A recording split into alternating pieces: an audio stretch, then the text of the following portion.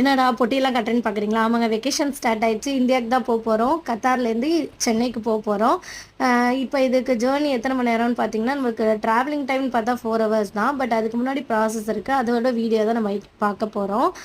First நம்ம ஏர்போர்ட்குள்ளே போனோன்னா check in counter போவோம். செக்இன் கவுண்டரில் செல்ஃப் செக்கிங் இருக்குது. அதுக்கப்புறமேட்டு நம்ம லக்கேஜை நம்ம போயிட்டு போடுறதுனாலும் போடலாம். வெயிட் எல்லாம் செக் பண்ணிவிட்டு நம்மளுக்கு போர்டிங் பாஸ் கொடுப்பாங்க. போர்டிங் பாஸ் இஷ்யூ பண்ணதுக்கு அப்புறமேட்டு நம்ம வந்து இமிக்ரேஷனுக்கு போவோம். டிக்கெட் எடுத்துக்கிட்டு இமிக்ரேஷன் கிளியர் பண்ணோன்னே செக்யூரிட்டி செக் இருக்குது. ஃபுல்லாக நம்மளோட பெல்ட்டு, நம்ம பேக் எல்லாத்தையுமே ஷூ எல்லாம் கழட்டி வச்சு செக்யூரிட்டி செக் முடிச்சதுக்கப்புறம் போர்டிங்க்கு போகலாம்.